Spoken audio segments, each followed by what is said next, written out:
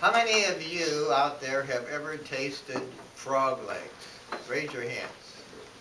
Okay. A number of you haven't. I feel sorry for you because really, frog legs are super delicious. Unfortunately, these days they have become really expensive, beyond my budget actually. And I understand most of them imported from Indonesia these days.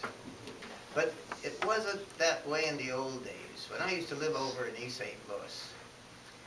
Louis, my cousin and I used to go out frog hunting. And you didn't need much equipment to go frog hunting. You just needed a gig, a good flashlight, a net, and some hip boots. Now, we'd be better off to have waders, but we didn't have enough money to buy waders in those days. I don't even know if there were any waders in those days. This goes back to the turn of the century. But anyway, what we would do is there was you need a spot to hunt these frogs, right? I mean, they're just not going to come to you and just stand here and wait for them to hop up. You got to find a place where they are. You got to go out and get them. So we found a place between East St. Louis and Collinsville called Spring Lake. It was kind of a swamp. I wouldn't say it was a full-fledged swamp, but it was kind of a swamp. It didn't have any cypress trees or all that, but it had lots of willow trees, a lot of overgrowth generally. It was just a rotten place, so to speak. Lots of mosquitoes.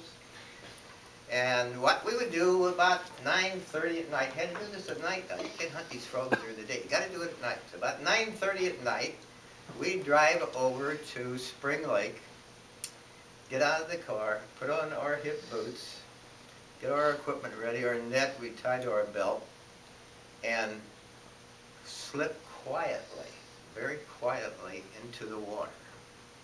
Now, why would we do that? You needed a good moonlight night for this, because this brought out the romantic instincts of the frog. The frogs would be there.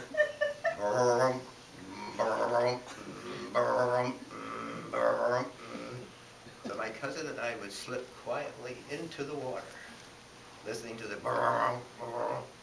he'd go one way and I'd go the other. And you'd get out the old flashlight and you'd walk along, and hopefully you'd see a pair of beady eyes staring back at you from either on top of a log or on the bank. And what you do then is walk very quietly as you could, being careful to keep that flashlight right on those eyes, because if you let it go off, he was gone. And hopefully you'd get close enough and you'd stick him with the frog gate. Now, the animal rights people probably are not really happy about that, but that's the way we would do it. And you pull him off there and you stick him in your live net. And so this is, but there was a bit of a problem. Besides the mosquitoes, there was other competition out there. Snakes. Now, these snakes liked frogs as much as you do, maybe more. So as you're going along there, you have to be careful about these snakes. And in fact, one particular evening, I was wading into the water, and the water was deep where I was. It was almost up to the top of my boots. And I had several frogs in my live net that were hanging down on the side. And I'm walking along. I feel some tugging on this net. What the world is going on here? What is this tugging on this net? I pulled the net up. There's a 6-foot cottonmouth hanging on there. I took off out of there like a torpedo. That was the end of my frogging for that particular evening. But anyway, once you captured these frogs, hopefully you'd go out and have a reasonably decent night. You bring them home, and you supposedly would clean them out. But you might be coming home at 1 o'clock in the morning, maybe later. So this one particular evening, I came home very early in the morning. I said, I don't feel like cleaning these frogs tonight. I threw them in the sink. I go to bed, and they're in the net, of course. I go to bed, and I was single at that time, staying at home with my mom, and I hear this plump, plump, plump. My mom says, hey, get up, see what that noise is. I get get up, I go into the kitchen just in time to see one of these frogs headed for the living room. I go in there and one's sitting on top of the television. Another one's looking at me from the couch. So I had to run around trying to gather all these frogs up and skin them that night. Now it's 3 o'clock in the morning. So the next day, I tell you, it wasn't a good day for me at work. I could barely keep my eyes open. But now, once you have these frogs, the next situation is fixing them. Now, what happens, you butter them up, you put the breading on them and all that good stuff. I mean, they are really something. And you throw them in the skillet. But you have to be careful when you do that, because the frogs do not react as every other kind of fish or whatever when you throw them in the skillet. What happens is their legs straighten out. And when my wife did that the first time, it was very traumatic for her, because didn't put the lid on the skillet, and the suckers jumped out, and you'd have to chase them all around the kitchen to put them back in the skillet. It's really a difficult situation. And it kind of scares you, really, if you get into it. So once you get them all caught again, well, you can finally eat them, and it'll be fine.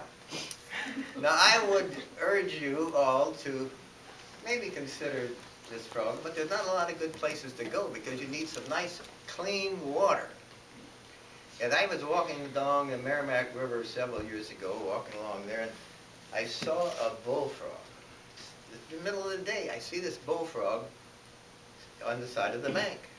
So I go over there, and I see he's not moving. He's just standing there. Now, this is very unusual for a bullfrog. They are, you get close to them, they're gone.